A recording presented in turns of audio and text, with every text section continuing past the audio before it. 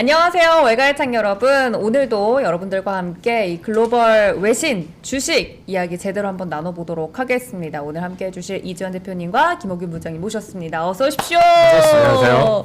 네, 제가 지난 콘텐츠 이후에 여러 가지 피드백을 받았는데 저는 목소리를 좀 낮추는 걸로. 그리고 저희가 지난주에는 달렸잖아요. 마치 경주마처럼. 지난주 우리가 너무 시간이 없어가지고 사실 그랬는데 처음이다 보니까 하고 싶은 말이 너무 많아서. 맞아요. 근데 오늘은 조금 약간 이 배경에 어울리게 클래식하게, 우아하게, 고상하게 가보도록 하겠습니다. 모차르트 4번 교향곡 깔아주세요. 4번 교향이 있나요?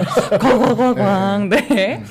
근데 저희가 2주마다 컨텐츠를 업로드 하는데 그간 너무 많은 일들이 있어가지고 여러분들이 지금 빨리 월가의창 올라와야 되는데 왜 안 올라오냐 아우성이셨다고 저만의 뇌피셜로 생각을 해봤습니다. 진짜예요. 저희가 아직 그 경제창에서 월가창이 아직은 도부살이를 하고 있기 때문에 시간이 많지가 않습니다. 2주에 한 번 겨우 촬영하지만 시간도 굉장히 타이트하기 때문에 짧은 시간에 핵심을 다 녹여보도록 하겠습니다. 그래도 우리가 오늘 또 5분도 확보했다는 이거를 아껴야 됩니다. 굉장히 고분돼 있어요. 이거 지금 다른 얘기로 소비할 수 없어요. 맞아요. 바로 들어가시죠. 자, 그래서 2주간 대체 무슨 일이 있었냐. 뭐 트럼프 트레이드 현상이 막 올라가면서 총 맞고 피격 사건이 있었죠. 그 뒤로는 주말 사이에 바이든 대통령 사퇴 선언했죠. 또 그 뒤로는 빅테크 기업들 실적이 막 우르르 나오고 있는 지금 시점입니다. 녹화일 기준으로 굉장히 여러 가지 일들이 이 2주간 있었는데 한편에서는 금리 인하에 대한 이야기는 너무 많은 사건들이 있어가지고 제 기억에는 좀 뒷전으로 밀렸나 싶거든요. 근데 저희가 잊지 말아야 되는 또 11월 전에 9월이 있지 않습니까? 최근 시장에 대해서 굉장히 여러 가지 이슈들이 쏟아져 나오고 있는데 우리 대표님과 부장님 어떻게 보고 계시는지 궁금합니다. 일단 이제 시장을 매크로적인 관점에서는 굉장히 이제 중요한 구간에 들어왔습니다. 그러니까 이게 우리가 몇 달에 한 번, 몇 년에 한 번 오는 구간이라고 보면 사실 지금은 몇 년에 한 번 오는 구간이죠. 왜냐하면 금리 동결 시기에서 이제 금리 인하 시기로 넘어가니까 이거는 매크로적으로 환경이 완전히 바뀌는 거죠. 그러다 보니까 금리 동결 시기에 우리가 줄곧 주장해왔던 주도주는 바뀌지 않는다. 소형주보다는 대형주가 수익이 좋다. 이 두 가지를 저희가 줄기차게 말씀을 드렸는데 이제 그 관점을 바꿔야 될 때가 왔죠. 왜냐하면 이제는 금리가 인하되는 시기니까. 그래서 시장 모멘텀은 지금 제가 봤을 때 AI 모멘텀이 독보적이었다면 지금은 이제 모멘텀이 좀 바뀌었죠. 일단은 AI 모멘텀이 죽은 건 아닙니다. 그러니까 상황을 좀 지켜봐야 되고 여기에 이제 금리 인하로 들어가니까 당연히 금리 인하 모멘텀을 받는 제약바이오나 은행이나 자동차 열심히 봐야 되겠죠. 여기에 이제 최근에 급격하게 불겨진 게 트럼프 관련되는 트럼프 모멘텀이 있죠. 여기가 있고 그다음에 이제 마지막에 좀 약하기는 하지만 그래도 금리 인하 시기로 넘어가면서 경기와 관련된 모멘텀. 그러니까 이 네 가지 모멘텀이 이제 교차를 할 건데 결국은 이제 우리가 지금 가장 믿을 수 있는 거는 금리 인하 모멘텀은 어쨌든 매크로적으로 이제 들어가는 부분이고 사실 나머지 모멘텀은 저는 이제 지켜봐야 된다라는 입장인데 우리 부장님은 어떻게 생각하세요? 네, 오늘 이제 방송을 준비하면서 제가 시장에서 가장 사람들이 궁금해하는 네 가지 화두를 좀 정리해봤거든요. 네. 이게 뭐 금리 인하는 과연 언제 할까? 그리고 중소형주 랠리, 뭐 이제 시작인가? 그리고 트럼프 트레이딩은 무엇을 사고 파는가? 그리고 빅테크 조정 계속되나? 하반기 MCF 부처 전략 이렇게 잡아봤는데 이게 다 연관이 있어요. 그리고 대표님께서 말씀하셨던 것처럼 이 어떤 질문의 시작은 바로 금리 인하거든요. 시작이. 이 금리 인하를 모르고서는 이거를 풀어낼 수가 없습니다. 그러니까 지금 일단 보게 되면 가장 제가 봤을 때 이 분기가 되는 시점은 이제 7월 11일, 6월 CPI 발표. 요때 이제 지표가 굉장히 안정화된 물가지수가 나오게 되면서 금리 인하가 되면 굉장히 높아졌고 그럼 기대감이 높아지면 끝이 아니죠. 장기 금리는 움직입니다. 10년물 금리가 특정 임계치를 넘어가게 되면서 매크로 흐름의 확 변화가 바람이 이 동풍으로 불다가 이 서풍으로 확 부는 그런 상황이 발생됐거든요. 그러면서 이거로 끝나는 것이 아니라 최근에 경제지표 추이 자체가 경기 지표는 침체되고 고용은 둔화되고 물가는 안정되는 게 일관적으로 나왔거든요. 맞습니다. 거기서 파월 의장이 자신감 얻어서 금리 인하 가능성을 시사했고요. 그렇기 때문에 지금 이거를 반대하는 현재 트럼프뿐이에요. 그러니까 트럼프는 야 이거 대선 전에 하는 거 정치 개입이야. 그렇지. 나 대통령 대구해. 뭐 이렇게 나오는데 그러면 사람들이 그걸 불안해하거든요. 왜냐? 지금 트럼프가 다 당선된 것 같으니까. 그렇죠. 트럼프가 얘기하면 금리는 못하나? 여러분 그러지 않습니다. 그 획기적인 발언도 있잖아요. 네. 트럼프가 엄청나게 파월 미워하는데 자기 파월 유임시키겠다는 파는 거죠. 그렇죠. 이게 그런 권한이 있는지 없는지도 모르겠으나 어쨌든 간에 그런 얘기를 하면서 좀 시장에 노이즈가 있는데 여러분 이거 노이즈일 뿐입니다. 그러니까 이거는 연준은 연준의 시간으로 갈 거고요. 그러니까 사실 어떻게 보면 정치 개입이라는 부분은 민주당이 되기 위해 어떤 노력을 했을 때 그러는 거고 지금은 약간 트럼프 원사이드라면 정책 개입 명분 없이 그냥 순수하게 대의 명분인 데이터에 의존해서 결정할 수 있는 상황이 생기거든요. 그러니까 이거는 정책 개입이 아니라 데이터 봐라 이렇게 하는 게 맞다라고 하는 게 파월이나 연준 의원들의 가장 확실한 어떤 이제 이 대의 명분이 되는 그렇죠. 거고요. 그 대의 명분 자체가 어떻게 되고 있냐? 일관적으로 금리 인하를 가리키고 있고 지금 그래도 시장 예상 패드와치 기준으로 보게 되면 9월 금리 인하가 91%가 넘고요. 네. 이게 최근 기준입니다. 뭐 그리고 100%도 찍었다고 하더라고요. 지금 네. 현재 보게 되면 연내 3회까지도 가능한. 그러니까 확률 자체가 3회가 제일 높아요. 3회까지 가능한 그림이 나오는데 이게 굉장히 당황스러운 게 불과 몇 달 전까지만 하더라도 금리 동결 혹은 금리 인상하는 게 아니라 했다가 지금은 굉장히 데이터가 일괄적으로 나오게 되면서 금리 인하는 여러분 어느 정도는 하반기에는 깔고 가 있는 전제 조건이 아닌가 생각을 하고 중요한 건 그러면 금리 인하가 됐을 때 금리 인하 방향으로 진행됐을 때 우리가 과연 어떻게 대응을 해야 할 것인가 어떤 일들이 벌어질 거라는 준비가 필요하다 그런 생각을 합니다. 좀 전에 부장님 말씀하신 것처럼 이번에 CPI 지표가 괜찮고 PPI 지표가 노이즈가 있었는데 사실 시장은 PPI 지표에 거의 반응하지 않았거든요. 노이즈에. 맞아요. 네. 금리 인하는 이제 기정사실로 받아들였고 9월달 이제 금리 인하는 어느 정도 시장의 컨센서스가 있는 것 같고 그래서 지금 현재 트럼프 모멘텀을 받거나 혹은 AI 모멘텀을 받거나 경기 관련된 모멘텀이 사실 변동성이 들쑥날쑥하거든요. 네. 맞아요. 시세의 지속성이 없는데 유일하게 그래도 금리 인하 모멘텀을 받는 뭐 제약바이오라든지 이런 쪽은 사실 최근에도 수익이 굉장히 좋았습니다. 그러니까 여기를 우리 시청자분들이 좀 전에 김 부장님 말씀한 것처럼 이거는 뭐 속칭에 얘기하면 일단 깔고 가는 게 맞을 것 같아요. 제가 볼 때도. 그러니까 나머지 변수는 잠시 뒤에 얘기를 하겠지만 금리 인하에 대한 변수는 저는 이제 상수로 놓고 가야 된다.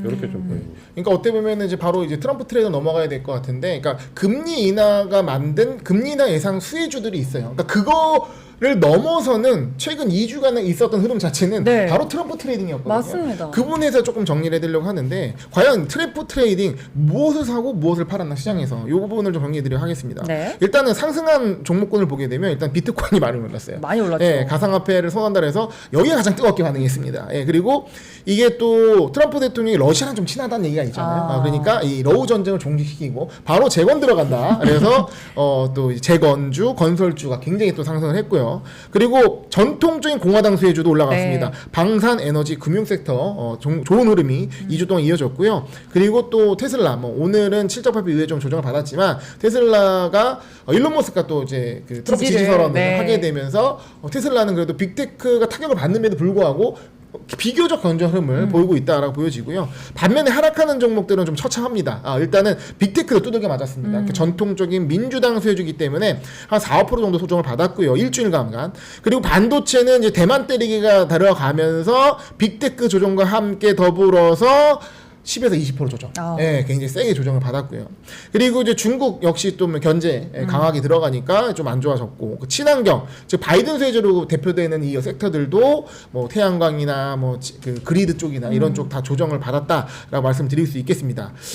그리고 또 하나 우리가 중요하게 봐야 될 건 매크로도 연결된 부분인데, 그럼 트럼프 대통령이 오게 되면 과연 매크로는 어떻게 변할 것인가, 큰 방향이 어떻게 변할 것인가 봤을 때 정책상으로 낮은 금리를 선호하고 약달러를 선호하는 부분, 거기에 정책적으로는 감세와 관세를 인상한다는 이런 부분 때문에 어떻게 보면 이제 금리 시장에 큰 변화가 있을 수 있는데 여기서 중요한 점은 이런 금리 상황이 변화될 때 어떻게 시장이 변화할지 아직 예단하기 어렵다. 예, 그렇게 말씀드리겠고 트럼프 후보의 대통령 가능성이 매우 높기 때문에 네. 시장은 굉장히 강력한 트럼프 트레이딩을 하고 있다라고 보여지지만 이거에 대해서는 우리 투자자들 너무 민감하게 대응할 필요는 없지 않나라는 것이 뭐 저의 의견입니다. 저도 비슷한 생각인데요. 네. 이 모멘텀이 저는 뭐 아주 장기간 지속될 모멘텀이라고 보진 않거든요. 요거를 섹터별로 한번 하나 띄워줘 보시면 네. 트럼프 피습 이후에 섹터별로 등락이 어떻게 나왔느냐를 지금 보시는 요 차트로 딱 정리를 하시면 됩니다. 이게 네. 보시면 좀 전에 김 부장님이 말씀하신 거 그대로인데 여기서 이제 우리가 뭐 재건이나 건설 경기 확장 쪽도 주목을 했지만 잘 보시면 1등이 등락률이 가장 높았던 게 우리가 제일 간과하고 있는 미국 주식에서 은행입니다. 은행이 지금 수익률 1위였거든요. 트럼프 비서 이후에 2위가 이제 내구재였고 그다음 이제 우리가 알고 있는 에너지, 그다음에 헬스케어 전통적으로 이제 금리 인하 수요 효과 트럼프 쪽이 강한 쪽이었는데 이걸 본다면 이제 시장 모멘텀이 금리 인하에 대한 부분 좀 반영을 하고 있고 우리 투자자분들이 조금 간과하고 있는 부분이 사실 지금 뱅크 오브 아메리카 이런 거 보면 수익 굉장히 좋거든요. 그러니까 이런 데도 조금 관심을 가지시는 게. 근데 사실 이제 이런 금융주엔 손이 잘 안 가요. 그러니까요. 투자자들은 우리 성장주, 이 반도체, IT 이런 좋은 거 거 많이 좋아하시기 아는데도. 때문에 왜냐하면 제가 네. 뱅크 오브 아메리카를 추천했는데 여기 지금 더블 이상 수익이 났거든요. 아 진짜요? 근데 사람들이 이제 릴리나 뭐 일랄 릴리나 제약바이오 쪽이나 뱅크 오브 아메리카 이게 잘 손 안 대시는 것도 맞는데 조금 관심을 가지시면 이 틈새 종목으로 굉장히 괜찮습니다. 그렇죠. 아. 이거랑 그다음 최근에 이제 예를 들면 그 카니발 이런 종목도 있잖아요. 이런 종목들은 그 바닥에서 지금 3배 이상 올랐거든요. 이게 아까 이제 말해야 되는 전형적인 중소형주 중에 하나네요. 그렇죠. 그러니까 바닥을 맞습니다. 찍고 그렇죠. 모멘텀이 좋은. 네. 자 그러면 중소형주 관련해서 한번 얘기를 해볼까요? 아, 네. 얘기하면 어차피 예. 짚어야 되니까. 네. 그러니까 지금 저희가 마지막에 피날레는 빅테크 투자 전략을 그렇죠. 얘기를 그건 하는 뒤로 거고. 잠깐 그걸 이제 그리고, 마지막에 네. 딱 잡으시고. 어떻게 보면은 금리 인하가 불러온 가장 큰 변화는 중소형주를 새롭게 보는 중소형주 랠리가 왔는데 요거 제가 정량 장표로 한번 같이 보면 말씀드리겠습니다. 이게 왼쪽에 있는 화면이 뭐냐면 이 드러큰 밀러라고 굉장히 이제 미국 유명 헤지펀드 이제 운영하시는 분인데 이분의 헤지펀드 이제 그런 그 미국에는 헤지펀드 포지션이 약간 시차율도 공개가 돼요. 네. 레이 달리오 포트폴리오도 나오고 뭐 워렌 버핏의 포트폴리오 나오고 하는데 일단은 보시게 되면 1번 그러니까 가장 비중이 큰 종목이 뭐냐면 이 IWM이라고 해가지고 러셀 2000 ETF 요거를 콜을 샀어요.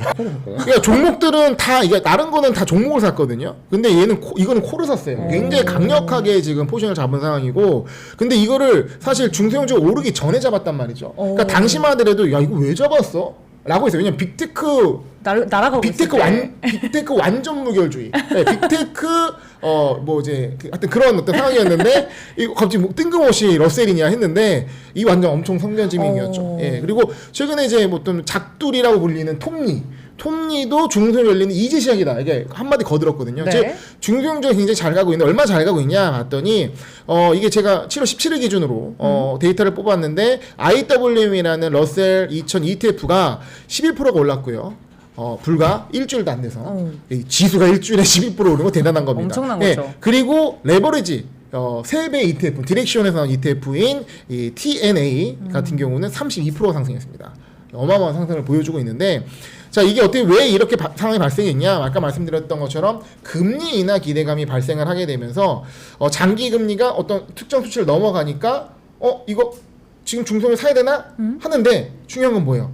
돈이 없어. 네. 이게 유동성 장이면 막 돈 빌려서 살 수 있어요. 그쵸. 근데 지금 실적 장세, 아직 고금리 상태, 타이트한 상황이죠. 그럼 뭘 팔고 사야 돼? 사야 돼요. 뭘 팔아요? 빅테크? 이미 수익을 난 나스닥의 빅테크 반도체 종목을 팔고 러셀을 넘어갔던 것이 지지난주라고 해야 되나요? 네. 지지난주 목요일 네. CPI 발표 때의 상황이었습니다. 그 이후에 러셀이 굉장히 이후부터 탄력적으로 올라간 상황이고요. 이런 것들이 어떻게 단기적 흐름이냐 장기적 흐름이냐 이것이 어떻게 우리의 숙제일 것 중요하죠. 같고 네. 요거를 이제 빅테크를 얘기하면서 같이 논의해보면 좋을 것 같습니다. 근데 우리 투자자분들이 좀 헷갈리시는 건 아마 이런 걸 거예요. 그러니까 지금 빅테크 위주로 왔다가 이게 중소형주가 어느 정도 치고 올라오는 부분에서 이게 어느 정도 접점이 맞거나 균형점이 이제 형성되는 그쵸. 거. 수 있는데 결국은 이제 둘 다 실적이거든요. 지금 이제 금리 인하 시점에서 실적이 중요하기 때문에 결국 이제 실적에 따라서 갈 건데 예를 들면 러셀 2000이 지금 이렇게 올라오는데 사실 우리나라 코스닥은 속칭 얘기하면 지금 개판이잖아요. 그러니까 이거를 동일시하면 안 돼요. 그러니까 분명히 러셀 2000에서 이 드루켄밀러가 들어가는 쪽과 이걸 공략하기 위해서 예를 들면 우리나라에서는 오히려 IT 부품 쪽을 더 봐야 될 수도 있거든요. 그러니까 이렇게 중소형주 균형을 맞추는 쪽에서 한쪽으로 치우치지 말고 지금은 빅테크 위주에서 조금 균형을 맞추는 쪽으로 생각하시면 좋을 것 같아요. 그러니까 사실 어떻게 보면은 우리가 이때 러셀의 급등과 나스닥의 폭락에 있어서 나스닥 폭락보다 러셀의 급등의 포인트를 맞춰야 된다. 그러니까 장이 아직 살아 있는 것이고 어떻게 보면은 순환매가 도는 것이라면 오히려 지금의 나스닥 조정이 더 좋은 그림일 수 있다라고 보여지는데 근데 이제 이거를 또 많이 올랐다고 따라 들어가느냐 이거는 다른 문제잖아요. 그렇죠. 어떻게 보면은 뭔가 근거는 없는데 흔히 말하는 기대감으로 산 건데 기대감으로 샀다는 거는 단기적으로는 굉장히 빠르게 올라갈 수 있겠죠. 심리적으로 올라가는 거니까. 하지만 이것을 계속 이게 정말 강한 힘이라면, 왜냐면 실적이 뒷받침돼야 되고 시간이 필요한 거고, 정말 금리 인하가 이루어져서 이 회사들이 숨통이 틔우고 혁신을 통해서 개선을 해서 실적이 개선되는 엄청 턴어라운드하는 그림이 나와줘야 되는데 그러긴 아직 시간이 부족한 거고, 이미 이전에 어떤 경기 침체 데이터가 나오는 상황에서 이번 실적이 잘 나올 리가 만무하단 말이죠. 그러면 실적에도 실망하면 해당 종목들 뭡니까? 변동성이 어마어마합니다. 예, 나스닥도 변동성이 심한 얘는 더 심하지 않습니까? 러셀 같은 경우 더 작으니까요. 그러면 늦게 따라 들어가면 다칠 수 있습니다. 그래서 그렇죠. 이 러셀 투자, 중소형 투자에 대해서는 어떤 내가 확고한 어떤 종목이 있다, 중소형 중에 종목이 있다 그러면 해당되는 기업의 실적들을 파악하고 포지션을 좀 잡아가는 게 가능하고, 아직 어떤 중소형에 대해서 스터디가 안 된 경우다라고 한다면 뭐 저도 지금 찾고 있는데 네. 그러면 ETF 접근하는 게 좀 맞고, 비중은 저 이 의견이 네. 중요한 것 같아요. 네, 비중을 조금씩 늘리는. 예, 한 번 늘리지 마시고, 그리고 아까 ETF 보여드렸잖아요. 그러니까 러셀도 그냥 이제 그 IWM도 있고 TNA도 있고, 그러니까 이런 레버리지 일반 ETF를 조절하면서 한다면 굉장히 저는 이제 투자자분들 좀 더 새로운 기회를 창출할 수 있다. 이거는 이걸 A냐 B냐의 어떤 극단적인 선택이 아니라 요거를 관심을 갖고 좀 이제 내 포트에 좀 담아 보면서 대응하는 게 좀 좋다고 생각합니다. 네, 투자자분들이 러셀 2000 지수가 짧은 시간 안에 굉장히 급등하는 걸 보면서 이 빅테크 위주로 우리 사업개미 분들은 사랑하시잖아요. 그러다 보니까 엉덩이가 들썩들썩 하셨을 거란 말이죠. 근데 A냐 B냐 양자택일이 아니라 그렇죠. 이 밸런스를 좀 맞추는 관점에서 그쪽 시장을 한 번 더 눈여겨보는 것이 좋겠다. 빅테크 싹 다 팔고 이 중소기사, 극단적으로! 네. 중소 싹 다 팔고 빅테크, 그러면 계좌가 망가집니다. 아. 네, 왜냐 해외 주식 여러분 이게 굉장히 중요해요. 세금이 꽤 셉니다. 예. 그렇죠. 이거 왔다 갔다 사팔하다가 정말 집을 이럴 수 있습니다. 예. 그러니까 이 국내 주식은 모멘텀은 저는 좀 짧게 가져가는 게 맞다고 보고요. 이제 미장을 투자하는 방식은 약간 좀 엉덩이 무겁게 가는 게 맞다. 그러면 지금처럼 미장이 막 하루하루 다를 때 이거를 막 기민하게 대응하면 오히려 좀 다친다고 보고, 오히려 한 템포 조금 뒤에서 이게 왔다 갔다 하는 승에 대응하면, 자, 나의 어떤 마음은 요렇게 왔다 갔다 하는데요, 시장은 이렇게 왔다 갔다 한 말이죠. 그렇죠. 그러면 이거를 내가 따라가려면 여기 따라갔다 여기로 오는, 왜냐면 이 피해 구간이 그렇죠. 생겨요. 근데 내가 좀 완만하게 가면 요 어느 구간이 좀 잠잠해졌을 때 그 수익률을 따라갈 수 있는 그런 여유가 생긴다, 이렇게 말씀드리겠습니다. 이 얘기가 중요한 이유가 우리나라와 다르게 이제 미국은 상한가가 없잖아요. 그러니까 만약 지금 러셀 2000이 지금 뛰면서 중소형주에 따라 붙었는데 지금 이제 실적 시즌에 들어갔잖아요. 맞아요. 근데 러셀 2000 같은 경우는 실적 시즌에 들어가서 실적이 박살나면 자고 일어나는데 50% 마이너스 됩니다. 오 마이 갓. 그러니까 요거를 잘 판단하셔서 좀 전에 김 부장님 얘기하신 것처럼 ETF를 고려하시는 게 저는 상당히 좋은 대안이라고 생각합니다. 네. 네, 중소형주 관련돼서는 또 이렇게 투자 팁까지 말씀을 해주셨는데, 자, 그럼 우리 서학개미 분들이 사랑이 맞지 않는 이 빅테크 이제 네. 실적 시즌이 본격적으로 시작이 됐기 때문에 녹화일 기준으로는 알파벳이랑 또 테슬라 실적이 공개가 된 후입니다. 네. 쭉쭉쭉 다음 주까지 나올 텐데, 그러면 우리의 엠세부 대장 형님들은 어떻게 투자 전략을 가져가야 하나? 제가 여기서 딱 그 약간 한 발 물러서 있는 분한테 한번 질문을 드려보고 싶은 부분이 있거든요. 우리 동환 아나운서한테 네. 질문을 드려보겠습니다. 엔비디아 시세 끝났다 끝나지 않았다. 어떻게 판단하세요? 저를 보내버리시는군요. 아, 근데 저는 전 진짜 궁금해요. 일반인들 어떻게 거의 뭐 주식시장이 BTS인데 잘못 건드렸다가는 위험합니다. 예. 자, 여기서 제 소신 발언 네. 해보도록 하겠습니다. 저는 잘 모르는 이제 막 이제 배우는 주린이로서, 두 분에 비해서는 주린으로서 빅테크 기업들은 AI 사업을 누가 더 잘하냐를 보면 된다고 하더라고요. 근데 제가 생각했을 때 제 주변 상황을 봤을 때 AI를 적극적으로 잘 활용하는 사례가 아직 그렇게 크지 않거든요. 이제 시작이라고 생각이 들어서 엔비디아는 이제 시작이 아닐까, 앞으로 더 남아있지 않을까라고 저는 생각합니다. 네, 저 잘 답했나요? 이제 엔비디아 주주분들? 김 부장님이 뒤에 자세하게 말씀을 드리겠지만 네. 아마 제일 궁금하신 부분이 이러실 거예요. 아마 엔비디아 시대 끝났나 끝나지 않았나, 지금 고점인가 아닌가, 더 떨어질 것 같은가, 이게 아마 가장 궁금하실 네. 건데, 그 그래프 하나만 띄워줘서 보시면 네. 제가 엔비디아 선물 옵션, 지금 옵션 구조에 대해서 그 최근에 조사한 그래프 하나 띄워보면, 우리가 지난 그 선물 옵션 만기가 3월 6월에 있었는데 이때 3월 그 AI 모멘텀이 굉장히 잘 오다가 지난 3월 그 선물 옵션 만기가 6월 선물 옵션 만기 때부터 흔들리기 시작했는데, 그때 특징이 뭐였냐면 엔비디아의 풋 옵션이 엄청 많이 들어왔습니다. 그러니까 그게 만기가 되기 한 달 전부터 너무 많이 들어왔고, 거기에 주범 중에 한 명이 좀 전에 우리가 말씀드린 드러켄 밀러거든요.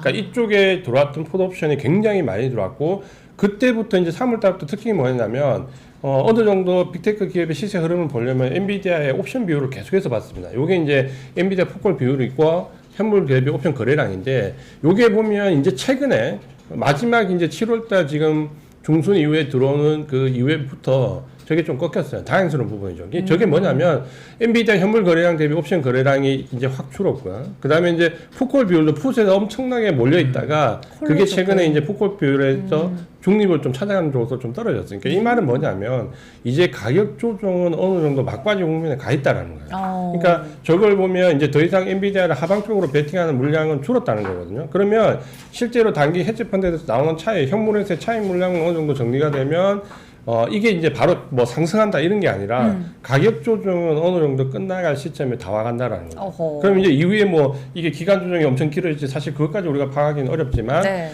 너무 이제 가격 조정에 대해서 크게 걱정 안 하셔도 어느 정도 가격 조정은 마무리 국면에 들어가 있다라는 거를 뭐 말씀드리고 싶었습니다. 그러니까 사실 고민이 그거죠.